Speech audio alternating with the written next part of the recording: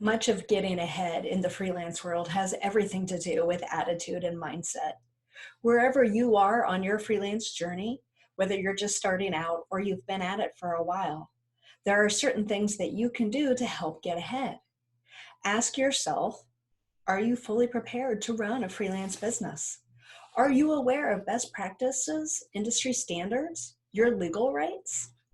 Most importantly, are you in the right mindset for success? You can truly supercharge your freelance career with a simple shift in mindset that will help propel you further. And how do you get that? Well, it begins with embracing your own badassery. Hi, I'm Julie Cortez, copywriter by day, freelance rock star by night. I live, breathe, teach, speak all things freelance. See, early in my career, I noticed a void for freelancers, voids in education, community, and even respect for the self-employed. And so I set out to make it my personal mission to rectify that. Back in 2003, I founded an organization called the Freelance Exchange, started here in Kansas City. What this is a professional trade organization that caters to those who are self-employed in advertising and marketing, such as graphic designers and illustrators and photographers and copywriters and you name it, even the non-creative types, the web developers, the social media pros, to offer continuing education and support and mentorship and social and promotional opportunities. By default, we became the go-to resource in town for ad agencies and businesses to find freelance talent. And in the process of creating this professional organization, it dawned on me that so many of us had missed out early on in school. So many of us went to school to learn our craft, to be designers or writers or photographers or what have you. And we didn't take business classes, whether we didn't think that we would need them or perhaps they weren't required for our degrees. And then whether by choice or by default, we end up out on our own, not knowing what we're doing, right? Sure, we may be really good at our craft, but if we don't know how to run a business, that's not going to help us get ahead. So I set out, I created my own course, Freelancing 101, and I'm now teaching on the college level at the Kansas City Art Institute as an adjunct professor. I absolutely love it. Never in a million years did I ever see myself teaching at a college, at an art school at that, and a business class, but I absolutely love it. I love getting into the classroom and educating those on the things that I wish I had been trained on before I started out on my journey. Now, by default, I started getting all sorts of opportunities to do public speaking and coaching as well. Now my fellow freelancers want that same training that I'm giving to the students in the classroom. They want to be trained from a coaching and consultant perspective. So I offer that training as well. I've been on my own for 20 plus years and I have really learned a lot. And I want to share that with you today and truly how your mindset has everything to do with success. So enough about me. Are you ready to embrace your badassery? Let's go. So first off, and probably most important thing of this entire presentation is you're going to want to train yourself. And what do I mean by saying that? I mean, you need to treat your business like a business, not like a hobby. You need to get up every single day and go to work as if your life depends on it, because your life, well, your financial life does depend on it. How often do you see a friend go out on their own and they start freelancing and then they don't succeed and they end up hanging up their hat and having to go back full-time somewhere at an ad agency or some sort of office, corporation, startup a little while later? More often than not, it's because they didn't have the right training. And training begins with you. Here are some things, for example, that you can get started on and implement today. Okay, first off, keep this in mind, but mind tricks work wonders. Okay, there are little things you can do, such as first thing in the morning. What do I want you to do? I want you to get up and get out of bed and make your bed. Now, I'm sure you might have heard this somewhere before. Not only does it give you that sense of accomplishment, you can check something off your list immediately, first thing in the morning, but bonus, you'll be less likely to crawl back in later. Your bed will be less alluring to you to crawl back in and take a nap. Okay, so you get up, you have breakfast, whatever the case may be, go shower, get dressed for the day, and actually put on work clothes. Do your hair, do your makeup, put on your jewelry, whatever you would do if you had a normal office job outside of the home. Go do that, because it's really going to have an effect on your mindset when you go to work, when you go to the office. And if somebody calls you on the phone, I guarantee you're going to sound more attentive if you're not lounging there in your pajamas, right? Or your bunny slippers or whatever you're wearing. And bonus, what happens if somebody wants to do a video call right away? You're going to be ready. You're going to be prepared, and you're not going to have to worry about what you look like. Or what happens if somebody says, hey, Julie, I've got this rush project. Meet me in an hour downtown. Okay, that sounds great. Oh, wait, I look like I rolled right out of bed. I still need a shower and get dressed and do my hair and do my makeup, and I have a 30-minute commute downtown. That's not going to happen. Be ready for whatever the day might bring and put yourself in the right mindset to get work done. Okay?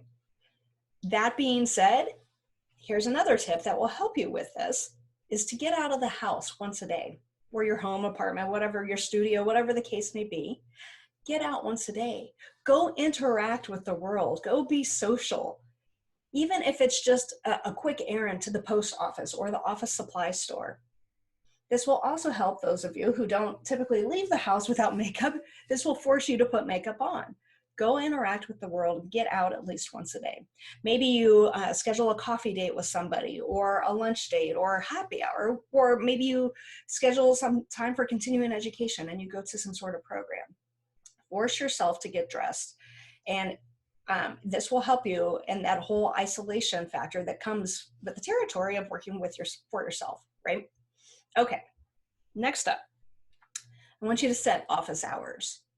Even if there's no paid work coming in the door and you have nothing to do, you have something to do.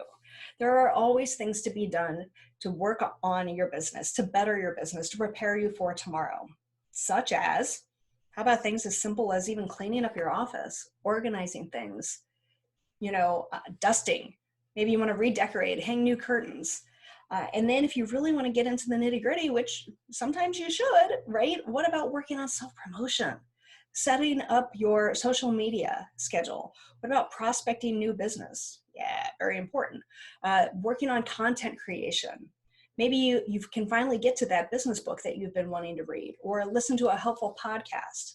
Now's your time to do it. There's always something that you can be doing to work on your business to further you for the future.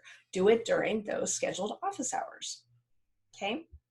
Now, we talked about a lack of education, and many of us have this issue. We don't know what freelance industry standards are. We don't know what our legal rights are. And unfortunately, so often I see people fail at freelancing because they simply don't know what they don't know.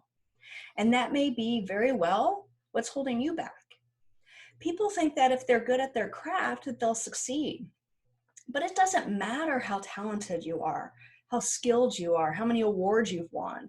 If you don't know how to run a business, even simple things like if you don't know how to price your services, or how to stay motivated, or even where to find work, you simply won't succeed. So be humble and don't act like you know it all, and go figure out what you don't know and then go learn it, right? The tools, the resources, the organizations, they all exist to help you get ahead. Maybe you take up a new book, or go to a conference, or you hire a business coach. Take advantage of what's available and watch your business soar. All right, next up, in training yourself, it's all about pricing and charging what you're worth. You, my friend, have value. Your work has value. No matter where you are on this journey, whether you're just starting out or not, your work has value. Your product, your service you're offering, all of that has value.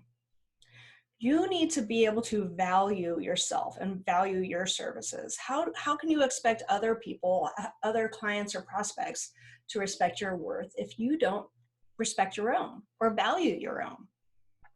So you assign a price point, whether you charge by the hour, by the project, by the day. Assign a price point. Look to your mentors and your peers to see how you fit on the spectrum, right? There's always going to be people who charge more than you and people who charge less than you. Is it because they have more experience? They're more talented? Their phone's ringing off the hook? Is it because they're right out of school? Figure out where you fit on the spectrum and price accordingly. Okay. You can always start with these simple worksheets that you can find online or salary calculators that will determine what you need to make every month in order to survive. You know, it takes into account your mortgage, your rent, your utilities, your insurance, you know, yada, yada, yada. It goes down the list. And then you can add in what you want to make, you know, for entertainment and food. And, you know, maybe you want to buy a new car or whatever. But it doesn't take into account these other things that are very, very important factors, such as how talented are you?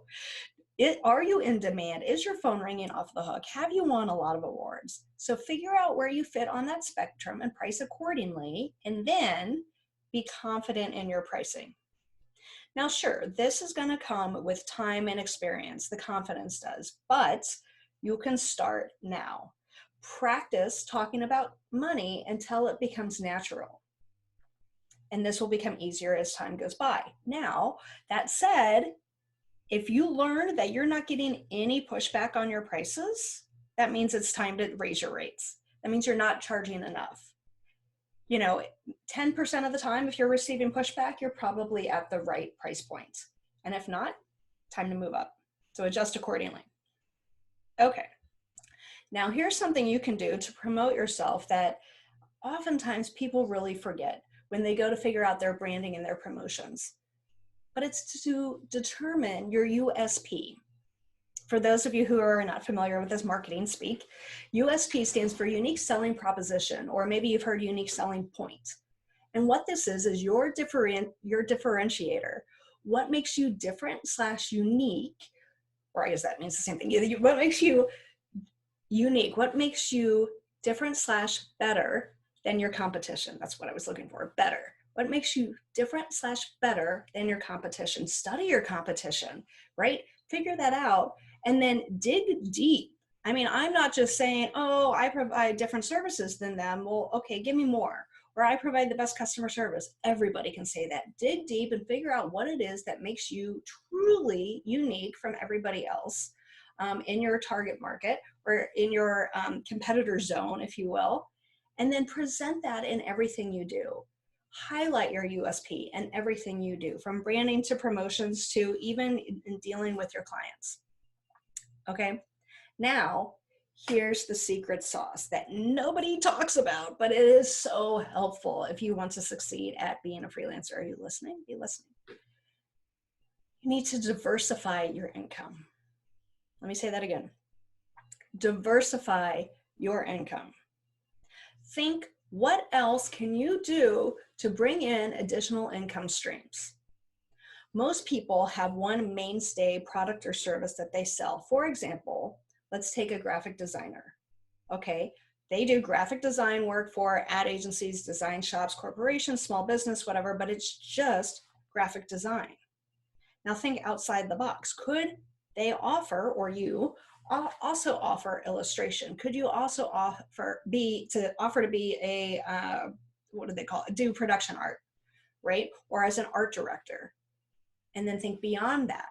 Can you productize your service? Can you teach or speak about your service? Can you write a book?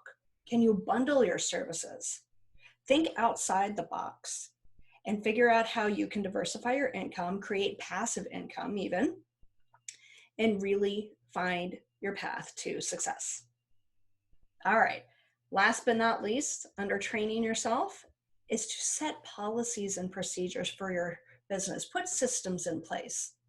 Policies such as, think about, when will you work? Will you have traditional working hours? What will you charge? Will you have things such as rush fees and late fees and kill fees?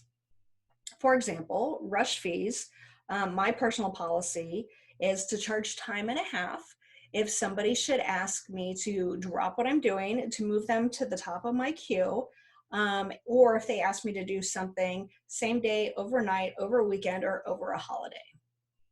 That's when I charge rush, because I feel like they are imposing upon my personal time, and you ought to do the same thing. Now, what about procedures? Put procedures in place. For example, if you should get a new client, what does that procedure look like? Do you then put together an estimate? Do you put together a contract or a working agreement? Do you ask for a deposit? Do you put together a creative brief? See, these are the things you have to think about.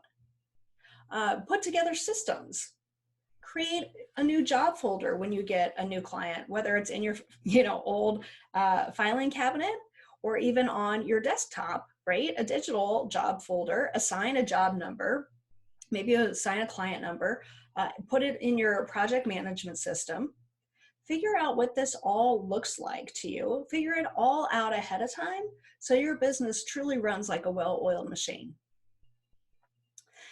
To find the ultimate freelance success, you have to train yourself. And all of these things will help with motivation, self-discipline, drive, and determination. Okay, now that you yourself are trained, it's time to train your clients. You have to teach people how to treat you. So you let your clients know upfront what your policies and procedures are. What will happen should they broach those? What will and won't you allow? For example, we talked about the office hours. You've trained yourself. You know what your office hours are. Well, share those with the client. If you're only working noon to 5, let your client know you're only working noon to 5. Let them know that so they know when it's appropriate to set up a meeting with you, schedule calls with you, or when to expect a response from you, right? And if they want to work with you after hours or if they expect your attention after hours, well, that's going to come with an additional price tag, okay? Define expectations up front, put things in writing. If you have a contract, even better, and discuss things such as the timeline for the project, the deadline, the deliverables, intellectual property even, who owns the work and how it can be used. And, so important, you guys, your payment terms. Your payment terms. You want to have, again, everything in writing when payment is due, such as it's pretty standard for freelancers or any industry really to ask for payment, their invoices to be paid within 30 days. Now, sure, there are some people out there who do a 15-day turnaround or, hey, if you pay me within 10 days, I'll give you a 10% discount. Okay, fine, but pretty standard is 30. So what happens if the client doesn't pay within 30 days? Do you charge a late fee? Do you follow up with a new late invoice that includes the late fee? Yes, you do. What happens if the client doesn't pay at all? Say you wait 30, 60, 90 days, and then what? Do you turn things over to collections? Will there be court costs and attorney's fees if you have to go to court? And if so, who's going to pay for those? Have this all spelled out in your contract ahead of time, and so make sure that everybody is on the same page when it comes to expectations going down the road. Now, payment terms is such a sticking point, and so often we find freelancers, unfortunately, getting the raw end of the deal. And I want to share a little story with you that I find so funny. But there's a local ad agency here, one of the bigger ones in town, very well known, very well respected. And early in my career, I had done a project for them, or I was working on a project for them, and it got cut off. Like, for whatever reason, it was on their client's end, they just decided to kill the project. And so my contact comes to me and says, hey, the project's done, go ahead, wrap up your stuff and send us an invoice. So I did, okay. And then I waited, 30 days come and go and I don't get paid, 60 days, 90 days, I'm not getting paid. And I'm following up with them, right? And eventually my contact just stopped responding to me. Now, I don't know if they lost their job or what, but I actually went and figuratively went and knocked on the door of the accounting department. I was like, hello, I'd like to get paid here. And they're like, yeah, oh no, sorry. We don't pay our contractors until we get paid by our clients. Wait a second. That's not how this works. And you're telling me that, my invoice, you guys, was $125. You're sitting there telling me you are one of the biggest ad agencies in town and you don't have $125 sitting around in your bank account? Ugh. Okay. I don't think that's how this works, and I said to them, is that what you would tell your utility company when your bill comes due? Or, gosh, maybe your Visa card or your MasterCard or whatever it is that you do, that bill comes due. Oh, sorry, we haven't been paid yet. No, that's not how it works. And you shouldn't have to put up with that. Now, all these years have gone by, and of course, I'm not knocking on their door to do work with them anymore, because I don't want to work with a company like that who treats their vendors with disrespect. Fast forward 10 or 15 years, and guess who's knocking on my door? It's them. And they're like, hey, we have a rush project coming up and we'd like to reserve your time. And I was like, okay, that's great. A couple weeks out. And I sit there and I get the download from the project and I put together an estimate, send it over to them. And my contact, the gal, responds to me and she says, okay, this all looks great. We'll let you know, further steps. And I was like, well, wait. She didn't sign my estimate. And of course, I'm like, red flag. Remember what happened before? I'm having flashbacks. And so I was like, well, she didn't sign the estimate, but she did say that everything looked good in the email. That's good enough for me. I had that in writing. So then I turn around and I present to her my working agreement, my contract, and as well as an invoice for the deposit.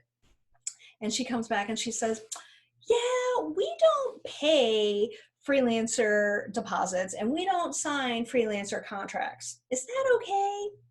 No, that's not okay. And she goes, well, we have a contract we ask our contractors to sign. Will you sign that? And I was like, oh, honey, I'm not signing anything until I look at it. And neither should you. So she sends it over and it's 6 pages long. And most of it is standard stuff, non-compete, non-disclosure. And I will say most freelancers probably don't go through their contracts their client contracts with a fine-tooth comb like I do. My father was an attorney. He taught me very well. And I also know what to look for. And I've just, I've heard so many horror stories throughout the year and I have experienced a few of my own to know to look at these things in depth and in detail. And lo and behold, there's one line in there that totally stuck out and grabbed my attention. And it basically said, from the agency point of view, we, the agency, will not pay you, the contractor, in 30 days after we get paid from our client. Nope. That's not how this works. And I went back to my contact and I was like, yeah, this isn't kosher, and this is not industry standard. This is not acceptable in the freelance world. Is there somebody in the legal department I can contact and talk to about this? And she's like, oh yeah, sure. I'll get you the name and number. Well, in the meantime, I send over the contract to my attorney and I was like, hey, am I wrong to be thinking that this is a big red flag? He's like, absolutely, this is a big red flag. He's like, you do not sign that contract as is. You ask them to change it, and if they don't, you walk away. And I was like, yeah, okay, I hear you, and I'm with you. And so I went back to the client. I said, as part of the contract negotiations, what I'd like to ask for here is for you to change that one line to instead say that you guys will pay me within 30 days of receiving my invoice. And she's like, oh yeah, no problem. No problem. Why do you have that policy that is so disrespectful in your contract to begin with? And funny enough, I signed the contract, they signed the contract with the change in there. I did the project, I got paid within 10 days. It was such a joke. So what I'm telling you guys is read all of those contracts, but also remember that you are a business owner and you are entitled to create your own policies. You are entitled to create your own payment terms, not them. They don't get to decide when your payment is due or when your payment will be made. You do. You get to dictate how your business operates. Just because you're self-employed doesn't mean that they get to use you and abuse you. Okay? Embrace your own badassery. Now, you've trained yourself. You've trained your clients. Guess who's next? Your family and friends. You train your family and friends. As much as we love them, they can really be time and energy suckers. They can take away our focus and contribute to us not being successful. So it's important to inform them that you are indeed working during the day, just like any other full-time employee. And you shouldn't have to ask, but sometimes you do, for them to please respect that. So start with minimalizing distractions, right? whether it's your kids or your spouse, your roommate, your pets, or heck, even externally, extended family or friends. Anybody who could hinder, your time or take away from your time and energy while working during the day. You have to train them how to treat you. So ask them to leave you alone unless it's an emergency. If you're working from home, close the door to your office if you can. Consider putting up a do not disturb sign and see if that helps. You have to put boundaries in place. So when you set your office hours, right, when you trained yourself, you adhere to them, and hopefully that they will learn to do the same. Hey, don't bother mommy while she's working, or yeah, I get it, you're not going to respond to me right now. And I mean like all personal messages, phone calls or text messages, emails, social media messages or notifications.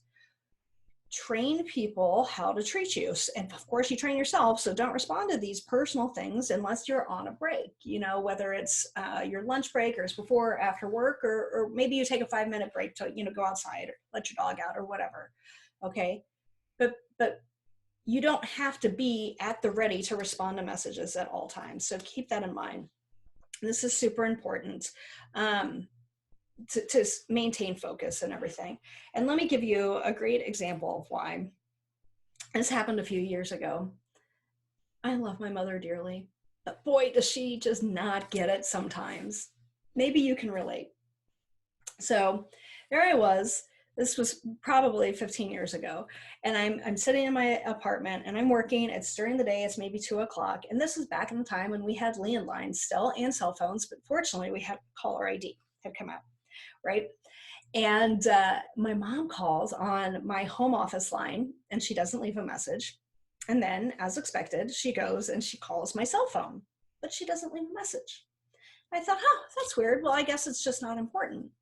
But then she turns around and again, within the same minute, calls the landline and doesn't leave a message. And then again, calls the cell phone and doesn't leave a message. And I thought to myself, oh my gosh, it's an emergency.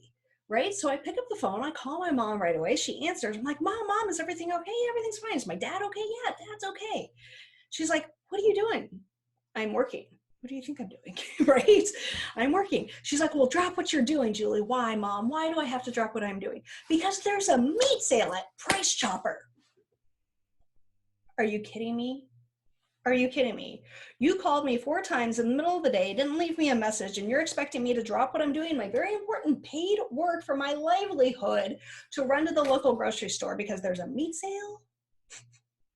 She has good intentions, but I had to train her to either don't call me during the workday, see if it can wait till the lunch hour or after hours. She's not a morning person. There's no way she'll call me first thing in the morning. And to be fair, I'm not either. And I get it. She's getting older, and, might forget something by the end of the day. I'm getting there too. I understand. So maybe she wants to call right now and get it off her chest or off her brain, before she loses it. I get that. Okay, fine. You can call. Just leave me a message. And don't be mad if I don't call you back right away, right? I'm working. I have to focus, and you should too. So you set those expectations, you put these boundaries in place. And this holds true too for, again, especially if you're working from home, maybe your spouse or partner or roommate or whatever the case may be expects you to be getting things done just because you are at home. Chores, laundry, running errands. Let them know that that stuff is not going to get done during office hours. Do you have the flexibility to get it done? Sure. Do you have the time? Perhaps, perhaps not. But if you really want to focus on your business, you leave those things for after hours or on the weekends. Even, things such as personal phone calls with your mom, your friends, whatever. If a friend wants you to go for a movie date, or says, hey, let's go grab margaritas on a patio somewhere. It's beautiful this afternoon. Yeah, that sounds amazing. And once in a blue moon is not going to kill you to do that. That's the joy of freelancing, of having that flexibility. But should you do it all the time? Not if you want to get ahead. So you train your friends. Yes, that sounds amazing. Can we meet at 5 instead? Right? Schedule these things for after hours. Establish boundaries for better productivity in order to be successful. If you want to succeed, if you want to go further in your freelance career, You need to embrace your own badassery. And how you do that is by this. Number one, you want to be bold. If you want to rock the freelance world, you need to remember the things that we just talked about. You need to train yourself, train your clients, and train your family and friends. Get to know your stuff, become confident, and put those boundaries into place.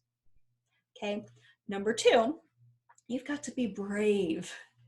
Do not let clients take advantage of you.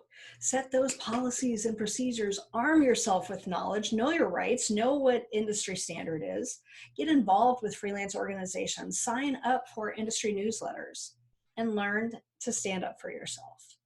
The more you stand up for yourself, you are establishing respect and you're helping future freelancers too, and training people on how to deal with you, right? How to work with you. And lastly, you want to be badass. Of course you want to be badass. It's all about embracing your badassery. If you want to get ahead, if you want to find the ultimate freelance success, you have to be badass. Why? Because attitude and mindset are everything when it comes to rocking your business. Get motivated and stay motivated. Learn to rock your freelance business. I believe in you. Do you believe in you? If you're ready to embrace your badassery, I have a 7-point checklist for you ready and available on my website.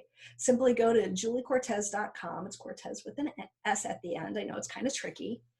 And if you scroll down to the bottom of the homepage, you will find you can sign up to get a free PDF download of 7 tips to rock your solo biz, which will be a great reminder of everything that we just talked about today. Now go, make me proud, rock your freelance business. And if you have any comments or questions, by all means, let me know. Thank you very much.